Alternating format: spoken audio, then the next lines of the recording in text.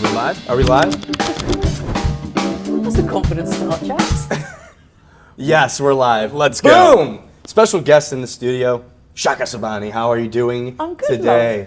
Well, it's a big show. It's a big show. And it's No, I'm nervous. Don't be nervous. I'm not really, don't worry. How could you be nervous? Next to these two handsome men. Thank and you, these Chaka. two very real plants. They as real as they get. Don't spoil the Hollywood The illusion that we're I'm trying so to pawn sorry. off as reality. I'm going to buy you both a plant each. Oh. I know nothing about plants, but Me it'd be neither. fun. It would be fun. I mean, I'm going to buy a plant that represents you each. what would you do? What would you pick? I don't know, I just told you I know nothing about plants. But I'm thinking, if I say cactus, that's really mean, isn't it? What? A cactus. Oh, that's not cactus. mean. That's Maybe I'll get you. That's fun. Hot. I'm going to choose different shaped cacti. Nice. I mean, cactus. They thrive in hot environments. Yeah. I myself. But neither one of you is prickly. Yeah. No. Thank you for saying that, Chaka. welcome. Chaka. I mean, Gino. Let's kick how this do we- thing. How do we well, even start this? listen. We've got, Shaka's a big deal in this industry. Global CCO of TBWA also is judging the jury president for the Titanium Lions this year at Cannes Lions. That's the Dan Wieden Titanium Lion, which is Those what? two words are very important. Yes. Dan Wieden. That Oh, carries yeah. a lot of weight, man. Legend. I'm so glad you've got swivel chairs. Sorry. Oh, This yeah. is doing so well for my pivot. ADHD. It's like, oh, it's so soothing. I'm sorry. Is that a talking superpower for your creativity? About, what, ADHD? Yes, yeah. 'Cause some people just claim swivel it. chairs. Like you can bounce I'm from on client to fire client. when I'm on You a can bounce swivel from chair. client to client for brief to brief. I actually don't ever get up. I just roll myself around the agency. Some people say it's weird. I don't. But anyway, sorry. You were talking about. I wanted to Titanium. ask you. So, what is the Titanium Lion all about? Like, what is the criteria? What do you look for? How are you going to command the room? God, that's a lot of questions. So, firstly, You can bounce though. insane. You can wheel about. Insane honour, like genuinely. When I got the email from Simon, I did actually text him and say, "Did you mean to send this to me?" He very sweetly said yes.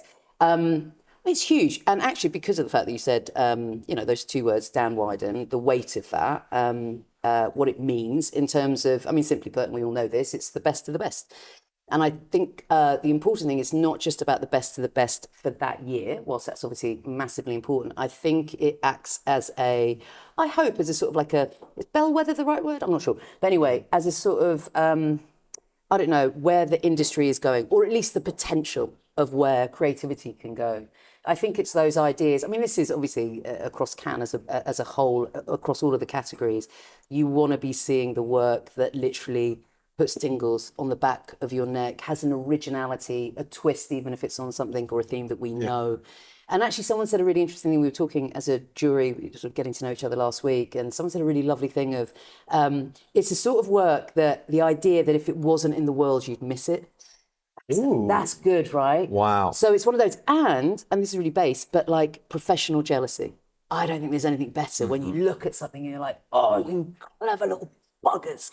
Like, oh, you came up with it. And sometimes it can be really simple or it can be really complicated, but you're just in awe of it. So I'm super excited by that. And obviously the jury, who are stunning. Have you been in a jury before for Titanium? Yes. Okay. I was really, really lucky to be in it last year. With under AXA. the Incredible.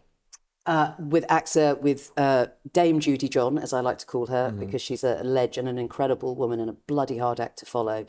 Yeah, we had AXA, we had Vaseline Verified, we had the Caramello work, some incredible work. Caption with Intention, was that one of them? Caption with Intention was there as well. I mean, the finalists there, I'm not sure what the process is, but like the finalists are all so incredible, and it feels like it can go any way when you get to that short list. Do you know what I love about it? So there's so many things.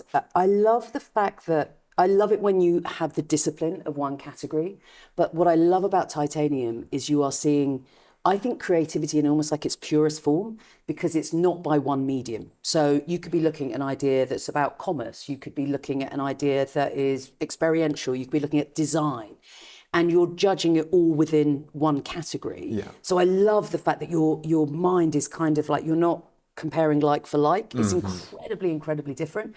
And also the bit that I love is the presentations. So that's the big difference. The people who are shortlisted over 2 days, it's in front of it's like a sort of a cinema room. And yeah. I gotta get in that room. And they got 10 minutes to present. my God, two people of their choice. So sometimes it's clients, sometimes it's someone from the agency, sometimes it's someone who represents that idea. It's insane. And you just sit there in awe of not just the idea, but how they're telling it, the passion. And it's interesting you said about AXA, that presentation was stunning, absolutely stunning. It's like the greatest night in pop when they all, everyone has to go in, they're all singing. They all have to sing the song. They go and do it the same night. Yeah. This is my greatest night in pop history. I'm going to think of that. But you got Michael Jackson, Stevie Wonder, Yes. because of the idea that like in that scenario they're all bringing their best because they're singing in front of their peers, 100%. like in the room. You're presenting to the class. 100%, and an audience because it's open to everyone who's coming Got in. it. So We can show up. you can show up. Are you guys there? Oh yeah. Yeah, we'll be there. Come. Yeah, Come for one of the days. Yeah. Honestly, it's incredible and bloody nerve-wracking for these guys getting up on the stage. Oh, and they present for 10 minutes and then we ask some questions for 10 minutes. Oh, you kind of. The jury asks some questions. So imagine. Oh, yeah. And this year, the likes of, we've got Cindy Gallop, we've got Essie, we've got Pancho, we've got Gitan, we've got Andrea from, like, these guys are, Jimmy Smith, like, these are ballers. The entire Are there any jury. brand side folks in the jury? Yeah, Okay. Essie. Essie, Who's just come from Unilever, and obviously Cindy Famer. Gallop from Love Not Porn. Now you're making me remember the whole list. But yeah, so there's a really good balance across the board. I have a question for you. You mentioned it earlier, one of the criteria someone said to you, if it wasn't in the world, you would miss it. Example for you, is there anything that comes top of mind of some work in the past? Well, funnily enough, I've got to say, I know I'm not just keep banging on about AXA, but I would say that, and not just, and I think again, this is actually one of the criteria. I think it's not a mandatory, but I think it's about an idea that doesn't just hit in a year, but is basically a platform that continues and continues and continues. So the amazing thing about 3 Words was not only that it landed obviously for that year, but it was the expansion of it in other countries. So AXA's commitment to, obviously in France, it was to do with house insurance because that's mandatory. So in other countries where it's like, across another category, it's going to be written into that. So it's the idea that it goes on. It's not an idea that just lives and breathes in 1 year. It's got to stand the test of time. It's got, okay, I love the way you said that. Thank you. It does. That's it. Jack. That's the tagline. So I'm curious on like your strategy of like leading the jury. Yes. So let's say Jack and I are in the jury. We're not the president. You're the president of the jury. Jack and I are arguing. Yeah, We're like, you got 2 massive egos here. yeah, it's like, well, I'm the CCO of Gut. You're the CCO of whatever it is. And I'm like, I don't actually think that was, that. Well, you would say that. Well, you only would cared say because you that. didn't get the line You're in the just film. talking out your ass again. You just Classic. didn't get Wow. any shortlist. Yeah. So what are you going to do in this scenario? Looking out your ass. Well, Yeah. I'm hoping it's not that kind of a debate. Yeah, that was like pressure testing. It's like it'll never get that bad, but I think the role of a president is to kind of set the vibe, which is already there in terms of everyone. So I think for me personally, and I know this is shared amongst the jury because we had a chat last week, I think the most important thing is you turn up with a spirit of generosity. It's really easy to pull work down. We all know that. yes. It's much, not harder, but it's more interesting, I think, to talk about ideas that we all see potential in and sort of raise them up a little bit and really interrogate them. And ultimately, it's about really good debate. One of the bits of whether I'm president of a jury or just lucky enough to be part of a jury, I love the banter and the debate. And I love it when I have a very particular point of view about a piece of work, and then someone will really talk passionately to the counterpoint of it, and then you get convinced. You're like, I haven't seen it that way before. So I love that. I think my job is to make sure that everyone has not just a place at the table, but everyone's voice is heard, and so it's balanced. So we're hearing lots of different points of view because everyone is a baller in that room. So I'm super interested to hear what they yeah, have to will say. you maybe individually ask someone, like, what do you think about this? Yeah. Because I could see, I mean, it can, if you're not the kind of person, whether it's right or wrong, like, if you're not the kind of person that speaks up, Yeah. you're a little bit more quiet. 100%. But you need to be able to. That's share your exactly opinion. nailed. So does That's the president, literally it. And you sort of, and there's always going to be people who are a bit more chatty and a little bit more open with their opinions, which is totally cool. And then there are people who are quieter, but it doesn't matter, extrovert or introvert, everyone's got a point of view. Yes. And so, yeah, my thing is to point aggressively at Yes, people of and go, course. what do you want to say? My last question on that would be, Go. we were able to witness you in a jury setting at New York festivals, and I think to give a little glaze right now, you had very well timed humor and comedic relief to bring the group back and calm and get everyone back centered. Sweetheart. What goes into the most perfectly timed joke? Because at the wrong time, everyone could be like, "Oh my God, shut up!" But I feel like you timed it well. I don't think I've ever been asked that question before. One, how sweet of you to say that I was even remotely funny. I got you. My children would not back that up whatsoever. I don't know. I think it's a natural thing, isn't it? It's when I think it's never to. You don't, obviously, you're not going to say something funny just for the sake of saying something funny and to try and get attention. I think sometimes in debates you can kind of get to not necessarily a bottleneck, but you know what I mean? There's not tensions run high. Like at the end of the day, we're not holding a beating heart in our hand. We're discussing ideas. So like there also needs to be a perspective on that. But sometimes you just need a little shakeout, you know what I mean? So everyone can relax and, you know what I mean? We all remember we dig each other a lot. Yes, totally. But it's also so great that there is so much passion. Oh, God, in those jury rooms. Can you imagine if it was like, whatever, like, sure. God, no. It absolutely has to be passion. And I've got to be honest, I've never been, thank God, touch wood, I've never been in a, sort of wood, don't touch my head. I haven't ever been in a jury room where people are disrespectful, you know what I mean? Because that's obviously bang out of order. But no, you want passion, you want fiery debate. And particularly when, this is what I mean, when you're really, I've had those moments where I'm like, why won't people see that this work is amazing? And you got to keep going. But then also I think you have to, that's the beautiful thing. It's not convincing people. Everyone's allowed a point of view and you kind of do your best. And if people don't agree, that's cool. You got to go with the group. That's right. Gino, any other questions from you? No, I mean, how many times are you going to remind everybody, like in the jury, like this is the titanium lines, everybody, or let's just remember why we're here and like reset everybody. I think hopefully often enough when we need it, and hopefully not so much that someone's going to want to twat me. Find the balance. You got to find the balance because I really don't want any physical violence against me. Of course. And if it does happen, we got your back. Let us know. We'll take care of them. We'll take care of them. No questions asked. Thanks, babe. No questions asked. I feel protected. Chaka, run up with this in your hand. I think we have about 200 pounds between Gino and I combined. But amazing. We'll take anyone, anytime. Right, of course. That goes throughout all of Cannes. And then you can actually re-up your subscription after Cannes if you still want protection. Can you be my bodyguard? For sure. And actually, maybe it would be the other way around. Maybe I'll be your bodyguard. Remember, I'm Anglo-Iranian, so I got some muscle. We can if we just had each other's back. I feel like that alone. If we just were able just to walking with our backs to each other. No, keep that might look strange at all. If you can keep a tight perimeter, Chaka, and you can get on my 6, then there's no one that's getting between us. Okay. I swear. Send me a text if you really want to do this. Okay. I'll have my people talk to your people.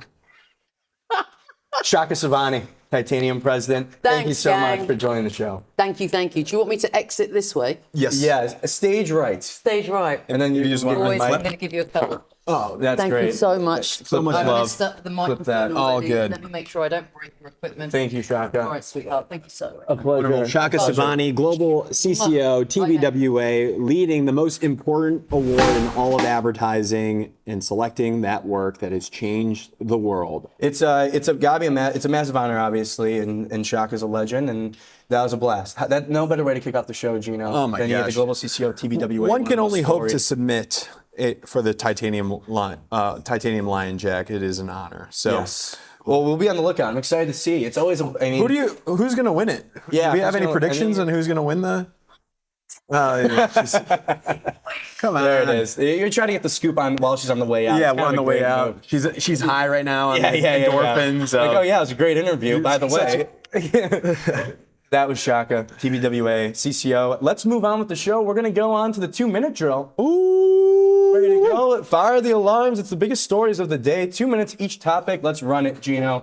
First up, what do we got? Air Transat is an airline here, and the agency Courage just did one of the best, FIFA World Cup ads that we've seen, one of the smartest, most clever ones, Jack. What do we need to know? Well, they said, why buy tickets? It's billboard, it's out of home, done by Courage. They said, why buy tickets for France when you can buy tickets for France? And what I mean by that Why buy tickets to see France in the World Cup? They cost thousands and thousands of dollars when you could buy a ticket to take a flight to France for a fraction of the price, Gino. Genius. If I don't know if Ross is gonna be able to pull up like to see That was it, genius. because it's kind of hard to explain it without the visual. But if it doesn't come up, it's fine. It's one of the best. It's the best World Cup, not World Cup ad of the year. Yes. And I had a whole little bit for you, Jack. Well, not really a bit, but a thought here. You've heard people talk about top of funnel, bottom of funnel. Top of funnel is more creative. Bottom of the funnel is more conversion. Let's make some sales here. This out-of-home ad is the perfect blend between the two, Jack. So smart. It gives you it has the creativity and it tells you the price. It's going to get you to want to book a flight. That is the dream, and it can happen. People say you can't do both, but they just showed you can. Yeah, and just incredible wisdom from Gino right there. Thank you. You're just bringing it back home, making it make sense for the people. Everyone could have understood that, what you just said. And I would just want to give you, Hell yeah. just want to give you praise for that. Hell yeah. But yes, there is the stigma that performance can't be creative and creative can't drive performance. But this is the loop. This is the spiral. Truly one of the most clever, the most clever World Cup ad. If you go to our Instagram at Breaking Entering Media, we posted about it. You can see it exactly. The out of home. It's beautiful. Courage. And with the last 10 seconds, I want to say hello to our Instagram Live crowd. Instagram Live is joining. Instagram, if you want to see the actual broadcast, we're on YouTube and LinkedIn right now live. Great ad. It's the best World Cup ad. Shout out to Courage. That's the Canadian shop, Gino. Next up, new Instagram feature. I don't get this. Yes. What is going on? I've seen it on my Instagram, and like people are posting selfies. It goes away, Jack. What's going on? Yeah, they're kind of doing like a Snapchat thing. Mm-hmm. They're kind of taking the idea of Snapchat and Be Real, where you kind of like the idea is you take a selfie and it disappears after a little bit, after someone sees it. Yeah. It disappears after someone sees it. And it goes out to everyone, I think. But I also don't know because I tried it out yesterday. And then I saw it. And then you saw it. I saw yours, yeah. How did you receive it? I went to my messages, And then it had like the little thingy. little thing on the side, and I clicked it. And then I get worried because it showed me. I was like, did I just post one? Right. But it didn't. But I saw yours and it went away forever. So is this another example of something getting zucked? And by the term by that is Mark Zuckerberg buying up a platform. Can I get an explosion noise on that? Is this an example of getting Okay. zucked? Nope, we don't have the explosion noise. Is this Mark Zuckerberg trying to take a stab at Snapchat, Jack? Oh yeah, I mean, this is what Instagram does. They did the same thing with stories, Snapchat stories, Instagram stories. They just know that they have the biggest audience, so they will shamelessly just like steal the ideas. Because why not? Absolutely. You just got zucked, buddy. Congrats. Welcome to the Thunderdome. Why should brand marketers care? Like, if I have a brand account, Totally. can Breaking Entering Media post a sticker? Well, let's think about like the most recent feature before this is like the notes thing. You know, when you go into your DMs and you see people like they'll just have a couple words like at possible this weekend. Those are good. I could see a brand if you get early on it being the brand that's funny for their instance. And but of course this would lend itself to more like behind the scenes, like workplace stuff, quick like no words, no context kind of posts.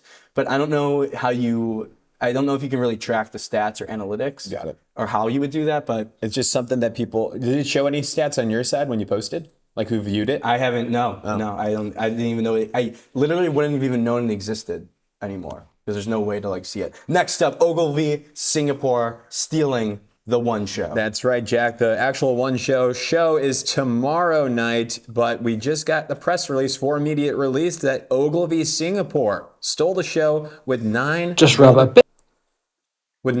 golden pencils. And I don't know if it's playing right now, but I hear something. But the work that really kind of took it home was Vaseline Verified. We heard Chaka talk about it. If you caught it, she mentioned Vaseline Verified. That got a lot of pencils there. You know, these people, they don't think that we get the press releases. We get the press releases. People send us the press releases, and we got this one, so we're going to talk about it. Gino, any other big winners for you? I mean, Ogilvy, Singapore, and you see some of the usual suspects on the list. Big winners, Rethink, Uncommon, to name a few. Hold on, what'd they win? Because I'm looking at the press release now. Yep. I'm pulling it up. As noted earlier, we do have the press release. We have the press release. But it's award season, and to me, this is like a sign of what's to come at Cannes, right? Yeah, the timelines I still get confused about. I actually worked in agency communications where you had to submit awards, and I'm still confused on the timelines here. Yeah. So I don't know. It's when the work is made. I think Vaseline Verified is at the end of its award show run, but there's like overlaps and stuff here. IKEA U Up is this year. I think. Yeah. Maybe. I don't know. Yeah, But I know like Final Copy of Alon Spec, which won at the one show, like that was in Cannes already. That was by McCann. Some other big winners: Ogilvy South Africa, Ogilvy UK, Ogilvy New York, Le Pub Mexico, and then Monks Mexico, Landia, Rethink, Uncommon Creative Studio, McCann's in there. A lot of big winners, a lot of awards still to be given out tomorrow night. More of the other pencils, other merit awards. So be on the lookout. It's award season, people. This is the time to see which agencies are hot, doing the best work of the past. And they got Leslie Jones. And we'll be in the house. And we'll be in the house. And we'll be in the house doing some bits. Can't wait. Next one, Gino, speaking of award season, Cannes Lions is getting stricter on their rules. Can you think of maybe why? Oh, yes, Jack. They just want to make our lives harder. Now, last year there was a lot of issues. Well, there were some issues with like fake submissions or AI altered submissions. There's some controversy. I believe there was an agency that had some submissions and wins revoked. We're talking like, who was the Heisman winner that got taken away? Reggie Bush. Like there was a Reggie Bush scenario last year, Jack. Yes. So Adweek has an article out right now talking about this, and they're just getting stricter. They're making it a little bit harder. But the consensus is that it's necessary. It's going to be a little bit more burdensome to fill out your award submissions. They're already kind of a lot, I feel like, but they're going to get a little bit more. You need more client, I think. The clients to kind of make sure they're verifying the case studies, which makes a lot of sense. Right. Yeah. I mean, the FEs is one that has a lot of client needs and data that's backed up here. So it's interesting to see Cannes kind of requiring that too. You know, it's a dreaded. We talked with someone from WARC, the head of content at WARC, WARC, and because they take their award is like the aggregate of who won the most awards across every award show. Yeah. And yes, I think that there's.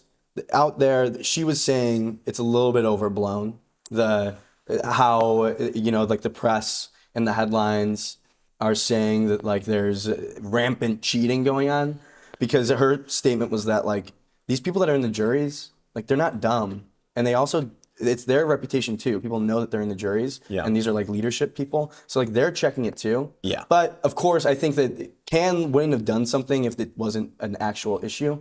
And so the fact that they're making a little bit more burdensome feels like a natural occurrence. Yeah. Sentiment is positive around the shift, so that is good. Next up, big news. Hit the wire at 10 a.m. today. Jerry Graff is the new CCO of Joan. He is in the building, ladies and gentlemen. And so it was April, Jamie Robinson, co-founder, who's been at Joan for 10 years, decided to depart the agency. We're still not sure what she's up to, but we think it's something media related. When we know, we'll let you know. But today, we get the word out thanks to Ad Age. We saw it. Jerry Graff, new CCO, I believe, and partner of Joan as well here, leaving Slap Global, which he co-founded, and now he's at Joan. Jack, do you want me to talk about my favorite Jerry Graff work? Let's talk about it. Let's go down memory lane. For those that don't know, Jerry Graff, absolute legend. Taste the Rainbow. I've heard of it. He created that. Also, You're Not You When You're Hungry. What's the brand? Everybody say it together. Snickers. Correct. And also, one of my favorite ads of all time, Little Caesars, when the guy has the broken arm. Yes. And it's like $5 for hot and ready, and then he breaks the cast through. Jerry Graff as well. And lastly, one of my favorite ads of all time, Starburst, berries and cream. I'm a little laddie who loves berries and cream. That little freak. He was a little freak. Such a little freak. But that's Ellie. That's Jerry Graff. He's been in the game for a long time. One of the most creative, award-winning creatives in the industry ever. And so he goes to Joan, I believe. Shout out Ad Age and Brian Bonilla on The Scoop. Talking about it didn't really have any intentions on leaving Slap Global, but him and Lisa Clooney. Lisa Clooney is the CEO. It seems like they go way back. He apparently in the article he met Lisa through Lisa's husband. Oh, it's a small world. It's a small world. It's a relationships business, Gino. So that is the 2-minute drill, and we can get going into our next interview. Is Jerry, that right? Come on down whenever you want. Yes. For those that don't know, we are in the same building as Joan. That's right. So narrow that down. You can probably find us. Our next story, our next guest, our first interview. Gino, excited? It's America. Shout out to America, am I right? That's right, Jack. This is, let me just double check here. This is Will Ferrell driving the Lay's World Cup bandwagon. Am I right on that, yeah. folks? Yeah, is that what we're going with right now? Absolutely. Yes, yes we are. So we got two big time guests. Yes. So was it a week or 2 weeks ago, we saw Lay's and Slap Global released a piece of creative. And now today, another phase of Lay's FIFA World Cup activations and spots here. It's called Bandwagon. It's got Will Ferrell. It's made by 72 and Sunny. We got Chris Bellinger, who's the CMO of PepsiCo Foods and friend of the program. Chief Creative Officer. CCO, my apologies. Chief Creative Officer. CCO. Correction. Thank you for that, Jack. And then also Zach Hilder, CCO of 72 and Sunny LA. They're going to be coming on the show. Should we show the spot? Do we have the capabilities to show the spot? No, it's okay. Let's just go into it. If you want to see the spot, you can see the spot. But it's Will Ferrell, it's Bandwagon, it's badass. We'll talk about it in enough detail where you don't even have to watch the spot. Just kidding. Watch the spot. Let's bring them in. Welcome to the show, Chris and Zach. How are you doing? Oh, it's great. Congrats on the launch. Did it launch today, guys? How are you guys feeling?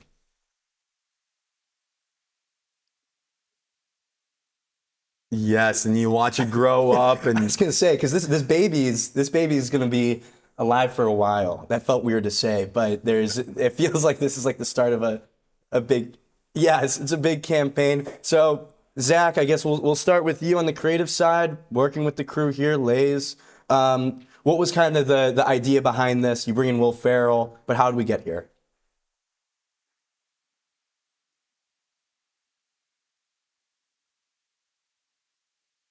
When your team loses, if you're really super passionate, maybe you turn off the World Cup. And we wanted everyone to kind of jump on the bandwagon, turn being a bandwagon fan, which was a bad thing, into a good thing, and just enjoy the World Cup for 39 days and eat lots of Lays and have lots of parties. Yeah, I mean, I'm just a sucker for Will Ferrell. Yeah, who doesn't love? You got Marshawn Lynch in there as well. Yeah, that duo. I'm almost more excited to see the behind the scenes. Like I just can't even imagine what that duo is like. So the spot releases today. We saw that incredible. He's driving around the country, having people hop on the bandwagon. You're changing the narrative around bandwagon, around FIFA here. What are some of the other activations we can come to expect or see later on? Yeah, I mean, so what you're going to see is a full 360 campaign, obviously. So we've got various versions of the spots, every, length and version and variation you could imagine. We've also got a different version of the spot that's going to come out closer to when the, semis come out. We've also got social, where we created a bunch of Go Soccer jerseys for all those who maybe don't have a team to root for, but you're going to root for the sport as a whole. We've got out of home. We have these global LTO flavors that are out too. So we've got 3 new flavors that are out in the world that you should go out and try, inspired by some of the biggest countries out there. Yeah. And I mean, we got a bunch of experiential that's going to be happening. You're actually going to be able to get on the bandwagon at a number of cities and a number of games. So we're trying to bring everybody in, become a fan. Don't let me ask about the process of new flavors. Oh God, because I want to get into that and how that works. Wait, Chris, how are you testing these flavors? Like, do you get early access to like the employees at the company, or like passing around the new bag and you're like, sign an NDA? Do not. Yeah, they're in full white bags with our R&D teams, and so it is kind of fun. You get to go behind the scenes and see how we're creating all these different flavors that are inspired by these different countries. That's great. I gotta get me on that research and development team. I mean, I feel like it was hyped up that this year would be a big year in terms of marketing. I can't believe it. But it's fascinating. I want to ask Zach, how long coming into this year has this just been? It's just such a monumental thing. Like, you have to do your day to day, but then you're also like, 2026. There's gonna be 55 different cultural, massive, like kind of monolith moments. Yeah, I think, 2026, and then we're already looking ahead to the Olympics in 2028. But, I think marketing is on fire right now. There's so much going on, and it's really an exciting time to work with all these brands who are, it used to be Super Bowl was the one big moment, and now there's all these other tentpole moments that you have a chance to go super big at. Right. Yeah, it's stacking up here. And you think about 72 and Sunny. I think about NFL. I think about, Lay's obviously, but I think about these sports moments. So it seems like a really good shop. So Chris, I'm curious on your part here, like how did this come together? Like what did you see in 72 and Sunny to say, yes, you guys would crush this brief? So it's funny. So I've known the 72 guys for a long time now, for probably 6, 7 years at this point. We've crossed paths at all different industries and across at agencies. And it was one of those where this just felt like it was a really good opportunity to give him a swing and to see. And we've chatted before about bringing him in on opportunities. And it was kind of like, this doesn't make a ton of sense. Maybe we can find something else. But then when you have something come up like World Cup, it makes a ton of sense. Obviously, they do the NFL, but they do a ton of sports work. They've long history of bringing soccer to American fans. And so when we were trying to figure out what it is that Lay's is going to do in this kind of position, and especially for a World Cup that's being hosted on, our home soil, really wanted to find a partner that was going to be able to get in there and figure it out with us. And that was going to be different because we knew what everybody else would do, which is, intense soccer action and having athletes. And we were never going to outdo those brands. So what was our unique tone and what's our unique approach that's going to be for what Lay's fans are going to want? Yeah, I'm so curious, Chris, on like your method of briefing, like for a project like this, like are you sending like a 5-page document? Is it a 15-minute call? Like how do you, because you've been on this show multiple times now. Friend of the program, friend of if the we can program. say that, Chris. Yeah, Is it since the okay? beginning. So Is it you're, okay? Yeah, you're thank you. clearly doing something right, working with great partners, but what is your approach for briefing an agency? I mean, for this, it really is. It's about getting to know one another. Like, we don't want to do a traditional brief. So that was kind of how we first kicked this off was, hey, let's get together and talk. If we can get together in person, which is, antiquated these days, we really wanted to do that. So Yeah. they flew in and we actually met each other in person and had a conversation. Nice. But really digging in with the brand and having them ask any and all questions, like nothing's off the table. Anything we can have is a conversation about what it is that we want to do, we don't do, what we like, what do we hate, and what are we trying to accomplish? And really having the 72 team go back and figure out what are these new, unique ways in that also fit with our brand tone. Because, we've had a lot of repositioning on Lay's the last couple of years. And coming off of Super Bowl, that was a very different type of piece of content. And so how's it going to all fit together while still feeling like, we're going to be able to be celebrated as America's favorite chip? Mm-hmm. And then Zach, on your side, because Chris had kind of mentioned, there's some opportunities in the past and just didn't really line up. For the agency side, how tempting is it to just like try to force the yes or like try to be something that you're not just in order to get the business versus kind of having the patience to know and self-awareness for the agency? I'm just curious about that because I could totally see an agency kind of being like pretending to be something that they're not just to fit a certain mold. I think that's right. And I think Chris nailed it. This seemed, we've been talking for a while. I think this seemed like the perfect project to bring us in. And I think, we're a lot like when we met Chris and his team, we were like, these are our people. And I think it starts with great work, starts with being able to have honest conversations. And we were always able to have honest conversations throughout this about what's working, what's not working, and build from there. And it's been super exciting. I think also, you're going to see a lot of great work. You're already seen it of brands showing up during the World Cup. And it's serious. It's about what's happening on the pitch. And I think when we first talked, we set out to say, how can we have the most fun during the World Cup? That was our kind of North Star. And then I think hopefully the work, Will Ferrell doesn't hurt, it'll land on that. I think also one of the most exciting things I would love, when it gets out there is the blooper reel is hilarious. I think you'll see the chemistry between Will and Marshawn. Like we were on set and be like, these guys should have like a buddy comedy.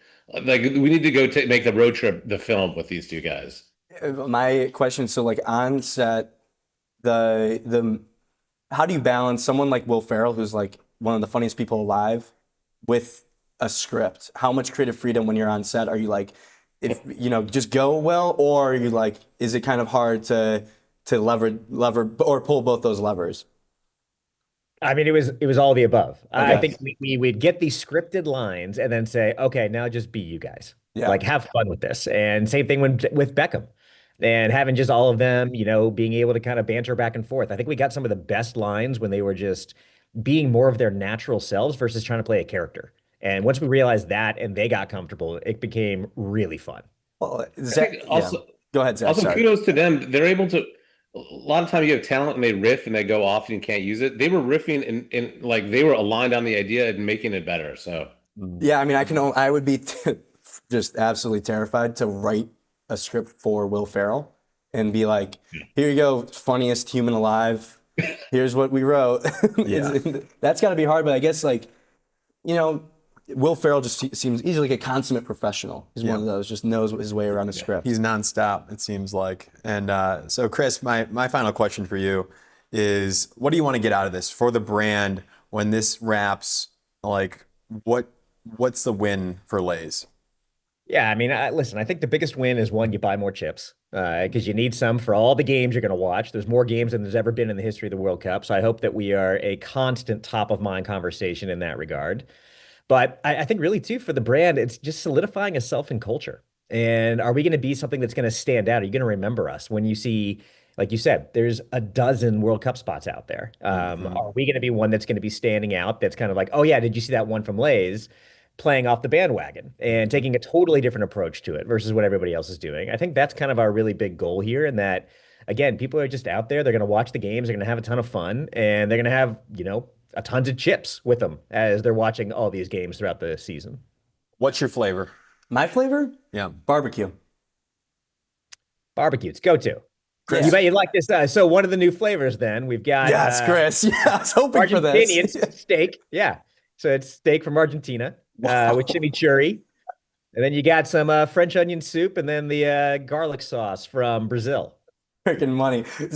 Zach, what's your Lay's flavor? I got to go with my boy David Beckham, Salt and Vinny. Ooh. I was thinking about that too. Salt and Vinny is an acquired taste, by the way. Salt and Vinny, I feel like, Chris, no offense, when I was a kid, all salt and vinegar chips I despised. But then as I've gotten older and more sophisticated as an adult, It's an acquired taste. It's like Scotch. It's like Scotch. Yeah. Yeah, Chris, you can use that for the next campaign. Salt and vinegar, it's like Scotch. Done. Yeah. Just like Scott. Chris, what's your flavor? I'm a classic guy. Classic. It is hard to beat just the we call it Big Yellow. Hard to beat Big Yellow. Chris, is that just a way of you now upselling onto the Lay's salsas and dips? So because when you get the regular, you have to also dip it with a Lay's French Listen, onion dip? I'm not going to stop you if you I want to put go get some dips to go along with all your chips. I think go for it. I like the Big Yellow and PB&J. Put that right in the middle. Are you kidding me? Wow. Let me put you guys on game right there. Yeah. Bring you guys into R&D. Let's have some fun. Listen, That is the will- worst decision you could possibly make. For sure. That I mean, is just a nightmare. I know you guys are dying to know. Sour cream and onion guy through and through. Oh, sorry. We forgot to ask you. I know. That's okay. He asked the question because he wanted us to ask him. Well, yeah, of course. Let's SCO. We call it SCO. go. Let's go. That's fire. That's fire. Well, Gentlemen, appreciate you both so congrats. much. Thanks for joining, and excited to see the next iteration and seeing Lay's during this World Cup. We'll be watching. Yeah, thanks, guys. Appreciate it. Thanks, dudes. Appreciate it. See ya. Take care. That was the crew, 72 and Sunny, and PepsiCo Foods. That's a good combo. Good combo. I was just thinking, like, yeah. World Cup, yeah, you would want to call up a 72 and Sunny like agency for sure. Like, they know. Yeah, big time Yeah. sports. Big Yeah. in the sports. They won Sport and Entertainment Agency of the Year Yeah. by Ad Age, Gino. So Yeah. that is They don't mess around. I mean that's the seal of approval, if you will. I'm going to tee up this next segment, Jack. Is that cool with you? Yeah, if we're ready, yeah, we'll get teed up, Gino. Production team here. In 1941, Here we go. in 1941, Jeep was born and Marvel. Wow. Same year. Okay. Now, however many years later, in 2026, we get news that Jeep and Marvel are teaming. 85 years. 85 years later, Jeep and Marvel are teaming up, two iconic American brands, going to be joining forces, the Avengers, if you will. What is this? For America's Vocal. 250, made by Highdive. And our guest is Nathan Monteith. Nice. How'd I do Nathan that? Monteith, he's in the show right now. Nathan, how's it going? Wonderful. How you guys doing? Oh, it's great. You got a good background. This is solid. And got This good is- hair, too. Yeah. Jeez. Yeah, You yeah, did going it. on. You just absolutely mogged us. Nathan, how do you say your last name? Monteith. Oh, I got it. Let's Yeah, freaking of go. course. Well, you know, I get a little nervous sometimes. And you know, It's phonetic. and It's phonetic. I always worry because I think I think it can be disrespectful. Like the last thing I want to do is mispronounce someone's name. Yeah, absolutely. So We're don't professionals. Care, We don't mess up. I don't care if it destroys the flow of the interview. No. I'm going to make sure that we get the name right. Nathan, you are the ECD. You worked on this this new launch here. Can you give us the rundown? Jeep, Captain America joining forces for America's 250th. In your words, what just launched? Yeah, man. I mean, like you guys said, 85 years ago, both Captain America and Jeep were born. So it's like, how do you not tell that kind of important America story? Especially when this year, everyone's talking about 250, right? So Jeep wanted to kind of dig into it. Of course, talk about the 250 and release this new 250 edition Wrangler, which is a specialized kick-ass vehicle.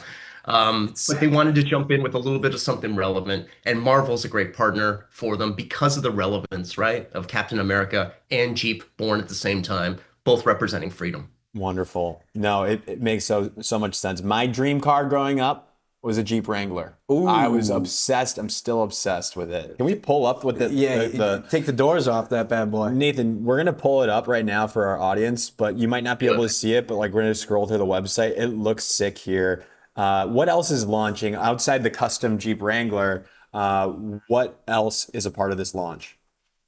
It's actually really huge. It's a three-part thing with Marvel. So we're doing this first spot that you're about to show.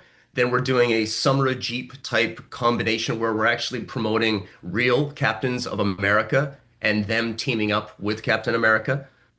And then we're also going, the third part of it is Doomsday, right? So Doomsday's coming up and we got a great partnership for that. So it's nice to do a full kind of 1, 2, 3 punch. Nice. Yeah, it's got to be exciting for the agency as well. And I just can't. I think it was kind of covered a little bit in the Adweek article about the being able to get Marvel on board for this. Like so much of like great advertising does take the work of getting the IP or getting the licensing. Can you talk about that journey and now working with Marvel? I mean that's got to be pretty cool. It's super cool. And also, like, beyond that, when you do a partnership, you got to make sure everyone gives a shit. Like, I'm a huge comic guy, right? So when I put out for our creative teams to work on this, I gave them a 10 superhero quiz, and they had to get 10. They had to know how to talk about every superhero and just show that you care about it. Because, sure, any creative can work on anything, but when they really like something, the work's just more fun, and it just becomes better. Yeah, Do you do that? Is that mandatory? Do you do like a quiz before you start any project, or is it just because this one was so close to you with the comic love? I mean, every creative director is different. I did it for this because, again, I'm a huge comic fan, and I do not want to have to talk to somebody about Captain America and why he has a shield and how he got his strength. Like, I just need you to come in knowing that stuff so that you can dig into it and find an insight, right? Yeah. Yeah, how important is it now, especially these days? There's so much happening in culture. There's like a million different subcultures. How important is it now, in your words, when there is a new brief and you have the creative team? You said any creative can do anything, but it makes a difference when you actually know what's going on. Do you feel like over the years that's like become more and more important to have like that upfront education? Oh, for sure. It literally is a superpower, right? Like anyone who's a creative who's also an athlete is going to make a better Nike ad. It's just gonna happen that way. Of course, you can get lucky, and some people can knock some stuff out. But yeah, it's important for us at Highdive for sure that the teams have a certain cultural knowledge of any partnership and want to work on it. That's a big thing for us at Highdive. It's like I want teams to come up and go, "Hey, I heard about this. You gotta put me on it because I love superheroes." Yeah, I can imagine it's a fun one because of all the things we mentioned. Like you talk about like Marvel comic books. It's such like a culturally relevant thing. And then even the shield, the Captain America shield on the back of the Jeep. It's so nice. That's a nice touch. And how long has this been in the works, if you're allowed to say? Probably about 8 months, 7, 8 months. Interesting. And so when Jeep came to you, did they have specifically in mind like we want to go this route, like we have it kind of tied in, or I guess like where did it start from to get to this point? That's actually the good part about this. It came from the design department at Jeep. They are already planned to kind of put the shield, do that on the back of the Jeep, and they were all exploring the partnership. I mean, that's a dream, right? When they come to you already with something like that, you're like, okay, now we just get to go to work. Yes, like it's a clear directive versus I guess in your experience, do you see, is it like a mix of that versus a brand coming to you and being like, we got to do something, we don't really know, and we kind of want you all to help us figure out what we want to ask you to do? I think that's a bit of a sign of you can do it that way, but it's going to be harder. All the work's going to be harder. The point of them having the shield on the back, Captain America wore his shield on his back. So if you're in a Jeep Wrangler, how do you do that? You can't do it when you're sitting in the seat. You got to put the shield on the back of the Wrangler. So it just that simplicity just kind of made for a great partnership. Yeah, I got a fun game. Here we go. It's It's game time. I was a little quiet there. I was just thinking of this game here. What I'm going to do, Nathan, I'm going to say a Marvel superhero character, and you're going to tell me who exactly at Highdive has that superpower or best resembles that superhero. Are you ready to play? Let's not think too much. Do it. All right, Spider-Man. Spider-Man. I would give you Jonathan Richmond. He's nimble. He can move around. He can jump around. He's fast and he's wily. There we go. Nathan, and we did not, by the way, we did not prep Nathan. This is on the spot here. Iron Man. Iron Man. Ben Dozel. Nothing affects him. The guy's got a shield of power on him at all times. He can kind of do anything, and he understands tech. He's good. He's very good. good at All right, this. we're going to keep it rolling here. Captain America. Oh, shit. Chad Brody. I know. Sorry, but it's kind of true. He's got the body type. He's got the look, the feel. He's kind of been a super soldier. Like, I've known Chad a while. He was like my junior writer at DDB, and now he's my boss, and I love that. Wow, that's a fun role. This is a hard one here. Last one we'll do. Let's go with Hulk. Hulk. Oh, I got to go Alex Samir because the guy's angry all the fucking time.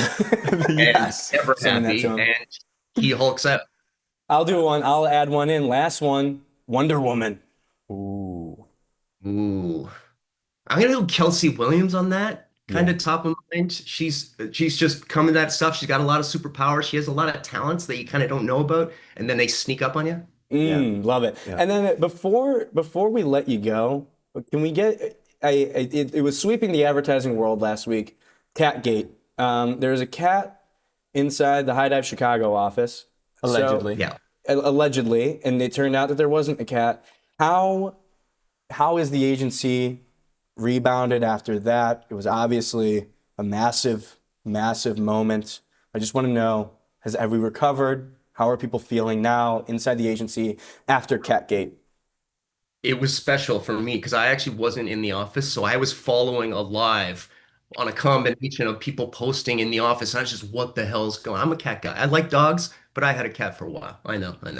But it just seeing everyone's reaction, because they were genuinely worried. Of course, we put it out as comedy, but everyone was really freaked out. Like, it really sounded like a cat. It did. It did really sound like a cat. We heard it. And We covered it. that Shyamalan twist is only something that could happen inside an ad agency where it was a creaky door. It was a creaky, It was a creaky door. Not a creepy door. Yeah. Gino's a M. creepy Night door. Shyamalan. M. Night Night- Shyamalan The reference. Shyamalan twist. Thank you. Shyamalan twist, of course. Well, Nathan, appreciate you so much. Absolute pleasure to speak with you. Congrats on the new work, Jeep and Highdive, out now. Captain America, Marvel. Ever heard of it? Nathan has. Thank you so much for joining the show. No worries, guys. Last thing. Good thing they didn't find the cat dead, because that would be I see dead cats. That is how you end an interview, sir. Nathan. Thank you so much. Absolute legend. Nathan Monteith. Thank you, guys. Thank you. Highdive and Jeep, at it again. Highdive. They're not just a Super Bowl ad agency, Gino. How's my framing over there, production teams? Do I need to go left or right? Yeah, you're in it. You're in it now. Okay, cool. Our next guest, he'll be in the... what? Okay. They'll be joining here in a minute or so. But we've got Adam Faze joining, and maybe Kareem Rama. Yeah, let's get a Famous. breakdown here.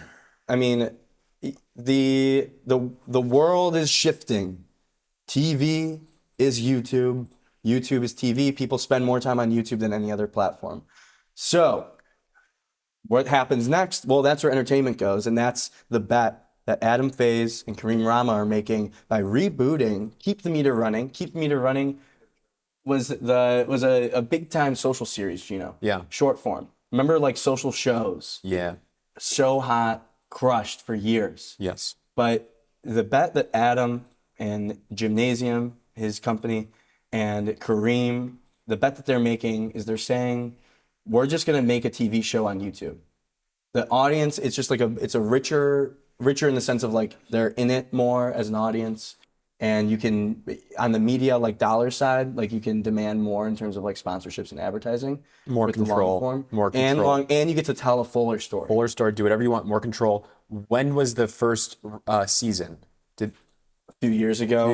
Yeah. Was it a social series then? Like, was it like an actual like vertical video, or was it like a YouTube video? No, I think it was a vertical video. It was like a page. Okay. And so now it's the next iteration. The first 2 episodes just dropped. Yeah. And they're like 20 minutes long, and it made me feel like I was watching Bourdain, like Anthony Bourdain. Oh, really? It's like the new wave of that. You know, Kareem goes in to the cab, and he drives around and meets a cab driver and like tells the cab driver's story pretty much. Yep. And it's always like really fascinating. And Kareem's just like such a energetic, charismatic figure. The cab driver, he tells the cab driver, take me to your favorite spots, right? Wherever you want to take me, and keep the meter running. It's probably pretty expensive between you and I. The production cost, we can talk about, but like the production cost is not a small amount of money. But compared to Yes. a normal TV production, it is probably a lot smaller. Correct. And though I'm going to ask him about this because I think I read that Kareem was trying to get like CNN to pick it up, and it was like in production, and it was in production for like months and development for months and months and months. And he was just like, this isn't happening. I'm just going to make this on YouTube. What is it? What, development? I know it's all like, I don't know how. I don't know what TV that whole world. I don't it's a totally different. But it seems like Adam just like bypassed like that world and created something new. Like with YouTube, with social media, it's like he's breaking the rules. Yeah. So YouTube is TV. TV is YouTube. And do you believe it? Do you think that people are gonna like? Because it's a different game. You turn on the TV, and the TV kind of just shows you what's on TV. Do you think that you can get people to be like, I'm just gonna treat YouTube like my TV all the way? Absolutely, 1,000,000%. That's my favorite thing to do is scroll on YouTube and look at the beautiful thumbnails and find something that's completely tailored to me. I know it's 20 minutes. I found it. I can eat a meal. I'm laying in bed. I'm watching it on my TV screen. I'm all in on it personally. For the broader consumers, I think so too. Especially like in the next few years for sure, because the only people that watch TV are old people. Yeah. I would be so curious, like how many people are fucking watching CSI, like the CBS shows, those CBS Fox shows, because they don't have to show how many people watch it. My parents, when they were watching, I would go home for the holidays or whatever, and they're watching like Young Sheldon. Oh, dude. What are we doing? Who is watching Young Sheldon? But it's the YouTube on like the business side is such a different game, because when you're making the TV show, you're obviously like making the money from the advertisers on the commercials. But in a lot of cases with YouTube, unless you get like a bajillion views, which like isn't really the point, and you have to get brands to partner with you for the content itself. So what's the brand angle for this new show? YouTube is TV now. What do we need to know for brands? Maybe we'll ask that. Yeah, maybe we'll ask them. I think are we ready to go? Are we?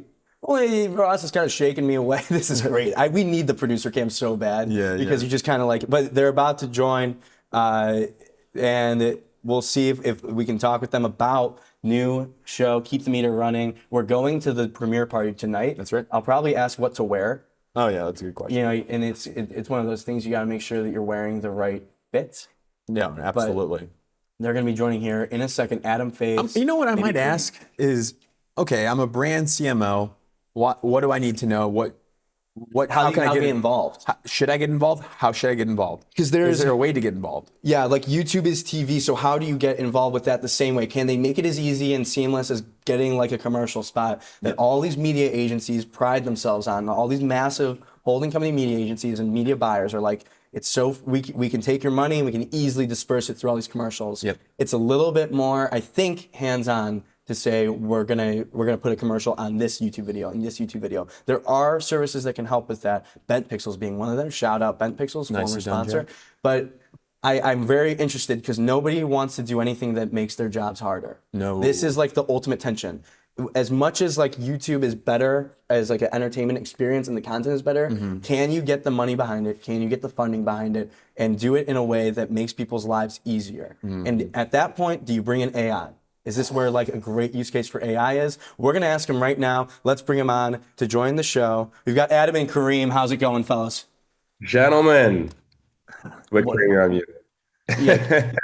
Kareem's on mute. Where's Kareem? I'm literally in the middle of the street, so Can I get- I'm going on mute. Can I really quick, Kareem, can we just get a flip around the intersection? I don't want to dox you right now, but as much as you want to share, it looks like he's in the middle of the street. Oh, yeah. Yeah. I'm in the middle. I'm literally in the middle of the street. Well, Kareem, I appreciate you taking the time. This is Brooklyn. all-time commitment, and Adam's got the knives behind him just in case things go awry with the They premiere. actually just got sharpened yesterday too. So Oh. they're There we go. Fellas, first off, congratulations on the press run so far, and of course you got to cap it off with the the Breaking and Entering live show. But how's it been? I feel like it's probably been a whirlwind. Kareem, you're on Kimmel. It's probably just been an insane few weeks. How are you guys feeling right now? Vibe check. The vibes are high on my end. I feel on top of the world. The whole hypothesis was to do the same energy and momentum and eventizing a release the same way that they do on TV. And I think we've definitely done that. So anything after this is the cherry on top for me. And then we have the biggest cherry on top, which is our massive premiere party tonight. Well, I was going to ask about that. which you guys are coming to. Jack has a very important question for you. Yes. What should I wear, Adam? Oh, you got to dress up. This is full HBO premiere. Okay, great. Okay. Okay, yeah. I mean, it's TV. It's a TV premiere, of course. Gino, It is a TV premiere. it is. Did the premiere cost the same amount as the entire TV show? Yes. Are we going to have the greatest night of our lives? 100%. Well, this is why you budget things. But you Well, can't. this is why you just act like Hollywood. I mean, the only reason to be in Hollywood is to have a good time. So, like, why are we doing this if not to have the best time of our lives? Well, there's a premium to be paid for the vibes. I mean, this is more at this point. This is more TV than TV is right now. I don't like that. Doesn't really make sense. But for me, it does make sense. Like in my experience watching the first two episodes, felt very close to like the way I thought about the most entertaining TV I had watched growing up, and where that like culturally it sat. And then in watching this, I got the same exact feeling. And I think maybe a part of it is because you have gone hard on being like, this is TV. But I think it kind of takes that to shift people's perceptions to be like, stop looking at this like it's different, that it's not TV, it's TV. No, absolutely. By the way, I do think part of it is like in a really crowded marketplace when more and more and more people are posting content on YouTube on a single daily basis, you have to do a marketing rollout the size of Marty Supreme in order for people to know that your show exists in the first place. So I think to Kareem's point, that from day one, we knew in rolling the show out, we were going to treat it like it was the premiere of an HBO show, because it is. And for us, we just want to keep getting bigger from here, but we have to make a splash to get people to give us their time. Yeah. So much earned media. Congrats again on that. And I'm now curious about like, because our show is all about the marketers in the world, the brand side folks, the creative agency folks here. Like if I'm a brand side marketer, a CMO, let's say, and I see all the hypes, I see all the headlines here, how could I get involved with this show?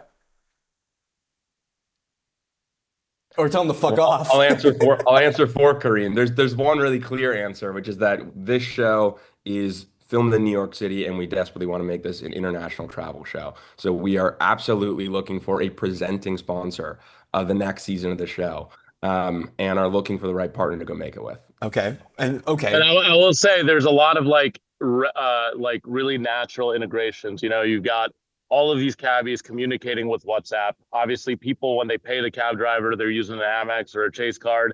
If we're flying around the world, we're on Delta or United or God forbid Spirit. So you know, that's how we've been traveling as Spirit. So RIP Spirit. We need a new airline partner. But there's like a lot of really natural and organic ways to integrate in the show and also be a presenting sponsor at the same time. You know, for the party tonight, like we had 3 different sponsors. Like the show was funded by a company called And Media, which is kind of a new age venture studio for creators. oh, cool. But the party was funded by Infatuation, Open Table, YouTube, And Media. Or no, I don't think And was on that one. And the Doris And Duke Foundation. So, like, you know, we are down to cobble things together how we need to, but I think pie in the sky, get a brand that wants to. Sorry, sirens. Can you guys hear the fire? No, you're good. No, the headphones are great. What is the fire truck? Oh, here we go. Can you actually, Kareem, let's get some on the site reporting. Let's go ahead and follow that fire truck. Let's see what's going on. Oh, it might hit Police him. blotter. Okay, I was actually going straight for him. oh, I know. I was about to say.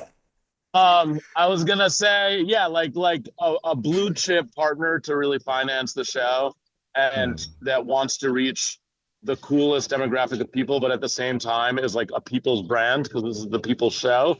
That's what we're looking for. Yeah, it feels like a no-brainer. There's so many of those like those organic moments for integration. Oh my God, It's yeah. like Dream scenario. and Adam and Kareem, it's like how do you communicate that like very clearly to the brands? Because like you can plot new moments or you can sketch out like specific things here, but like how are you guys approaching this? I think part of it is, look, Kareem and I, unfortunately, are very loud people. So whenever we do something, we make sure everyone knows about it. But I think on top of that, what you'll see is that the final episode of this season, we made 10 episodes, 9 of which take place in New York City, 1 of which will take place outside of New York City. And it's like our way of teasing the version of the show that we want to start making starting next season. So we're hoping to end on a cliffhanger and make sure that anyone that is a fan of the show wants to be part of it and help us make the next season. And then I am curious about the social strategy. How are you thinking about? Or do you even care about creating like short form? Will you create short form clips to drive people to the long form, or are you just being like, no, go to the long form? I think go ahead, you go first. No, I was gonna say, I think we see the short form feed as like the billboards on Sunset Boulevard. So for us, it's like, let's have as many clips come out of these episodes as possible to drive people to say like, oh wait, there's a show on YouTube I'm supposed to be watching right now. And I think it's a lot easier because when we made the show the first time, it was only a short form show. And what was happening under every single video was like, where's the long form? But there was no long form. It was crazy. It was like, where is the long form? We're like, this is the show. There is no other show. This is the show. And so now that people are primed to seeing it, it's not like it's a teaser. And I also think that in reality, it's like if people only watch the clips and that's how they consume the media, like that is also a story in and of itself. So yeah, the long form is obviously I want people to sit down, go to their TV, turn on YouTube, sit on their couch and watch the full episode. But if they have to watch 11 clips before they do that, that's completely okay with me too. You know what, Jack, you watched them last night. What do you think? Tell us. I said this gave me it made me feel the same way I felt when I would watch Bourdain, when I would sit down and watch Bourdain, that level of comfort and being like storytelling. It's the storytelling, and this exact point, this whole thesis around with the long form, you can tell a full story. And I was like, oh my God, like we wouldn't have gotten the archival footage of Kareem as a kid if this was a short form 90-second video. But with the longer form, you do get it. And so for me, it felt like it felt more fulfilling than doom scrolling like a 30-second video. And I want to put it back onto you guys, because Kareem, obviously you've had so much success with short form videos here. From your POV, why was it so important to shift to long form for this series? A lot of it was, my own entertainment. Like I like being challenged. I like trying new things, and long form felt like a natural, logical next challenge. But I think more importantly, it is this idea that like I spend so much time interviewing other people. I don't really get to share anything about myself. I'm not like a vlogger. If you look at my Instagram stories, it's not like, here's what I had for breakfast. I'm hanging out with my friend. Like I don't really get to share about me and my way of thinking and my life and kind of where I'm at in the world. So being able to do that, I think has to happen in a long form sort of setting. So the show's super personal. It is, like you said, like really much so about me as much as it is about the cabbies and about New York City. Mm-hmm. So yeah, without a long form version, I think I'm afraid I would just be talking about myself. You know what I mean? Like the context matters. So me talking about myself in the context of an immigrant cab driver, working class immigrant cab driver, is a lot different than me talking about myself to my Instagram stories or my feed or making a video about my day. So yeah, I mean, I want people to walk away from this being like, I should really like be nicer to the bodega guy. I should talk to my cabbie. I should call my mother. I should start journaling more. Whatever it is, I want people to walk away realizing that the phone is the phone. Hi. Well, yes, nice. Yes. How are you? Yes. Nice. I'm on a Zoom right now. Quick exclusive it's good interview. To see you. Okay, I'll talk to you soon. Okay, bye. This is great. This is great. That's what happens when you sit in the middle of an intersection. Yes. Hi. Billboard. Yeah, now my cover's blown.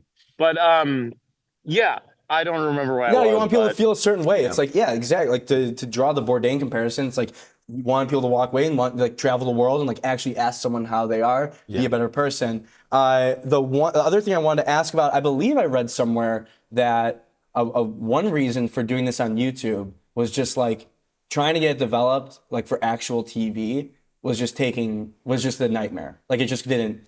The process was just insane. Is there validity? Fact or fiction? Fact.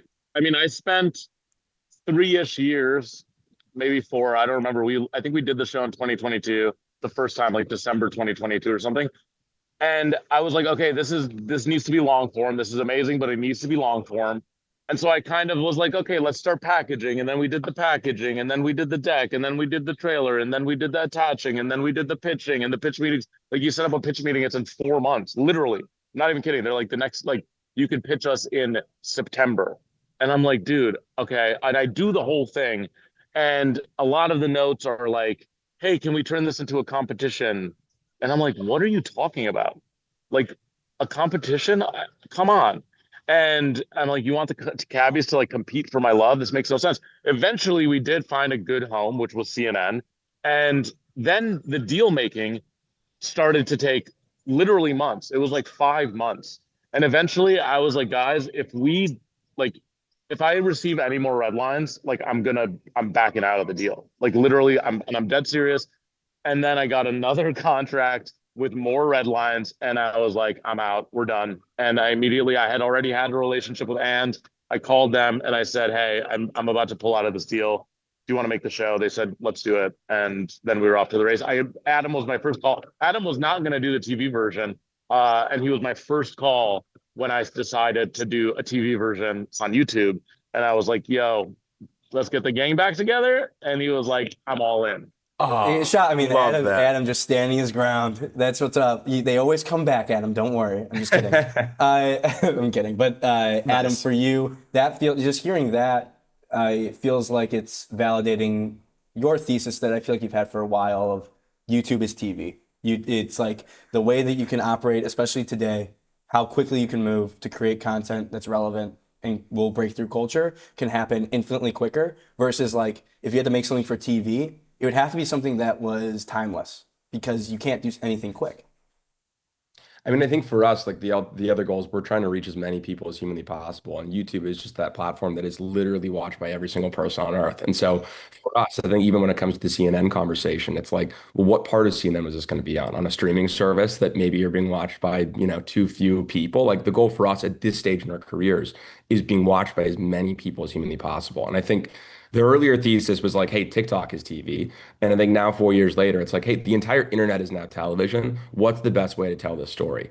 And I think I can speak personally and say that after 4 years of really only being in the short form space, I see short form as like this casino. And winning jackpot in a slot machine is the greatest fucking feeling of all time. But it leads to zero life fulfillment whatsoever.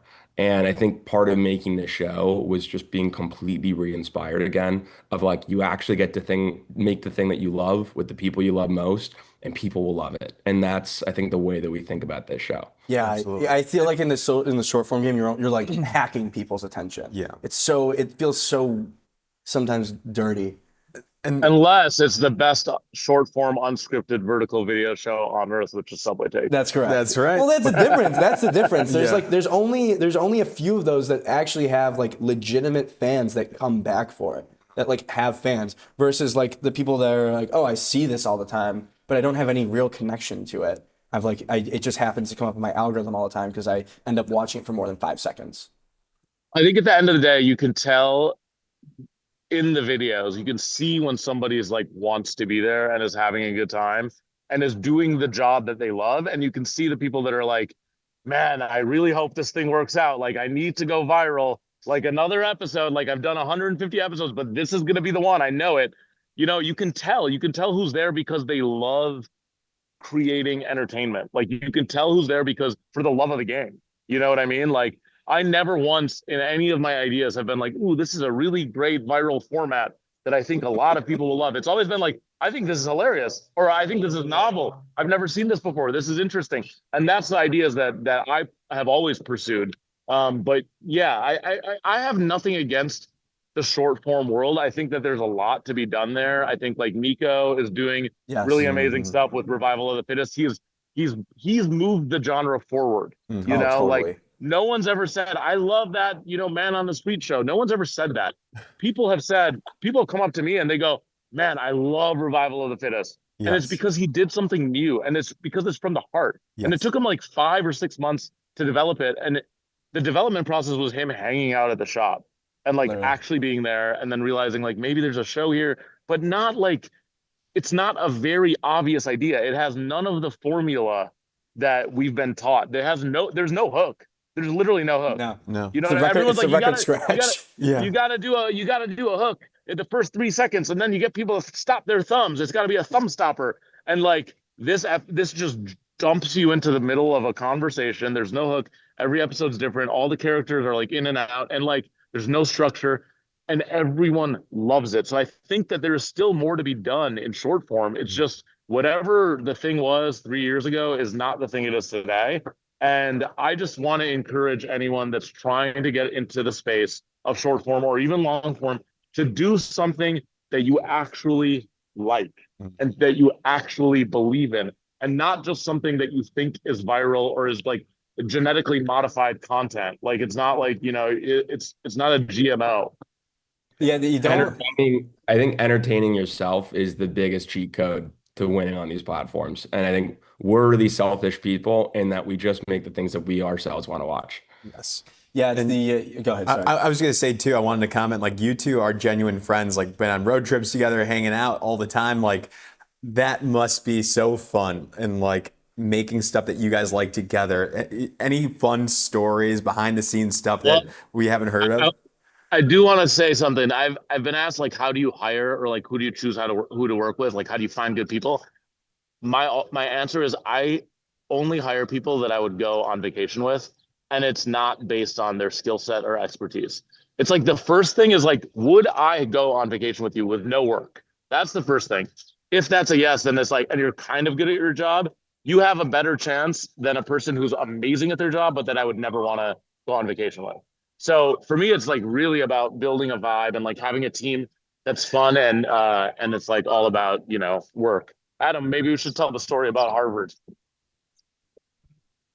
I mean, which part? I mean, I will say it's crazy to have this show finally out. Like we've been working on this. We shot the first episode January 18th. I think we started, you know, pre-producing it back in December. It's truly insane to have people now watching. And like even like one of my best friends back in LA posted on his Instagram story last night, like the opening titles. And I had chills. I was like, I can't believe that this thing's out in the world. The last week, I think I was sleeping an average of 3 hours a night. You know, 3 nights ago, I was watching one of the cuts and everything was off by 1 frame audio video. So it was like the South Park documentary of getting this across the finish line and out into the world. But now I think just every single comment, every single text and DM means so much, because this show means so much to us. And it is so much fun to make. And I'm addicted to filming the show at this point. And I desperately want us to go shoot another 10 episodes really soon. You cannot Season fail. 2 is about to be crazy. You literally cannot fail. I feel like when you have that, when you go into it with that. And I think it's something that anyone who's like working in marketing and advertising too, like our audience, having that mindset of like, if it is not fun, get out. Like it's not going to work out. You're going to feel like shit, and the work's going to be shit. I love it. Well, gentlemen, thank you so much. Congrats on the launch of Keep the Meter Running here. Go find it on YouTube. And also, if you're a brand, I think a travel brand, I think that's what we were talking about. That could be a sweet spot. If you're a CMO, brand marketer, who should they reach out to? To you, Adam? Me. Both of us. I will be dealing with all the business dealings from this point forward, gentlemen. Don't worry about it. I gotcha. Thank you both so much. Congrats, and we'll see you tonight. Thank you. We'll see you around. Thanks, Peace. guys. Two legends. The future. It's like That was awesome. You think about like where does entertainment go? Where do we go from here? Think about where we were. Let's go with like 2005. Damn. 2005. So like 20 years ago, you had was probably like in the prime in terms of entertainment of those, like Will Ferrell, kind of like bro comedy movies. Step Brothers. Step Brothers, Old School, 21 Jump Street, those kinds of movies. That was kind of like I feel like those were the main entertainment things at the time. Movies and TV shows, brother. Movies and TV. Yeah. And we're 20 years later. Family Guy. 20 years later, yeah. 20 years later, it's like SubwayTakes is like, probably the most culturally relevant piece of entertainment that goes out regularly. Yeah. Is there a TV show that's running right now that isn't like one of those mini series that really is? Oh, I like a TV show right now, but yeah, Rooster. But it's not like the monolith. I'm like, has anybody watched Rooster here? No.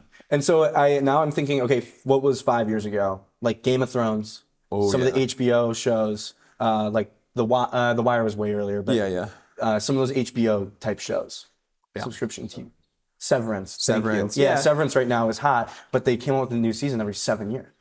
Yeah. So it's I think we're getting to a place where it's going to be, it doesn't feel like there's any other logical choice, but for YouTube, these YouTube creators to be the main cultural thing. Like, do you not see the Bourdain, Kareem parallels? parallels? No, it's the same. I mean, Same so sort of similar. charisma. Yes, so similar, so comfortable, so curious, story driven. Absolutely. It's like a longer And YouTube. Everybody's got YouTube. For me, we're talking about the consumer journey. I have to subscribe to a million damn streaming softwares now. Yeah. But if I can go to YouTube, which I have installed on my TV at home, on my wall in my room, because I'm a baller now, it's a 40-inch Amazon brand TV. I go right to YouTube from there. Yeah, Netflix is trying to become YouTube more. They got all the video podcasts coming on. Same thing with HBO and they're trying to get live sports. Netflix and YouTube are eventually live sports is just going to always be on Netflix and YouTube soon, because I think that they can pay more. I go to a than bar Netflix. for live sports. Okay. Because I don't know where to go to find it. But yeah, I don't know how to find it. my like family, like people that live in the suburbs. Yeah. They definitely are like. Oh, they have. They got they got their couch. They're sitting on the lazy boy chair. Yeah. But urban, like city sort of people, I'm which just is a lot of speaking people. my truth. Which I'm is a speaking lot my of truth. people. Yeah. There's a lot of people that live in New York. I don't know if you realize that. Yeah, on my commutes in the morning and after work, I see more humans than the average person In a month. Where in like more rural. Than the areas? average person in America sees in a month. That's crazy. Say the stat cleaner for a clip or something. On your morning commute, using the New York City subway, you will see more people in one morning than the average person in America sees in an entire month. That is actually crazy to think about. To me, it's crazy to think about how few people see. It's I kind of like that too. I watched this movie. Have you seen the train movie that just came out? I don't know. It's The like train movie? No, it's like a guy it's a guy from early 20th century, and it's very sad and depressing. But he's like a 1900s? hermit pretty much. He just lives on his own, and he works a train. He was like building the railroads, and then he lived by himself for a long time, and his wife passed, and then he was just by himself. What? Train Dreams. Is that where do I find that? Netflix. Okay, I don't have it. Well, But broke boy. No broke boys, no new friends. Have you ever heard about the guy that is like a real story that I saw, like it went viral? He lived in like the 1800s, never saw a woman in his whole life. Me this weekend. Great show today, Jack. Yes, This is the great post show. show. Thank you guys for watching. I think we need to talk about the thing in the top right corner, Jack. Here we go. For the next month, this show will be presented by Rothmans. Rothmans, an independent menswear store here in New York. They got some locations in the suburbs as well, but we go to the one in Union Square. Rothmans. If you want to get dressed up and look nice and be amazing, check out Rothmans, because they're sponsoring the show for the next month. They said, hey, listen, like, we know you guys got a well-to-do, high-class audience in New York that could be looking for a suit. We're gonna help partner with you, build your live show dreams. And hey, if people want to get a suit, you want to look better, feel better, like us, go to Rothmans in New York City. It's the only way.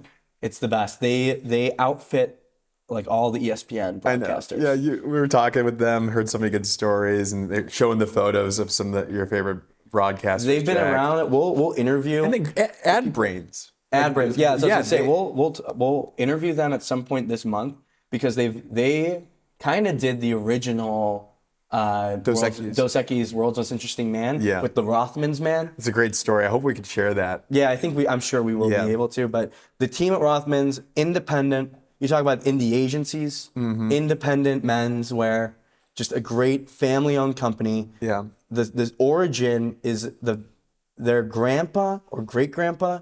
He kind of had to take over for the family and like go to work when he was 12 years old because his parents passed away. And so he set up a literal wagon cart and was selling clothes to people like up and down the streets of New York. They got their first clothing store on Bleecker Street, and they've been around ever since. It's their 100-year anniversary. 100 years of business. That is something to admire and to honor. Congrats to them on 100 years.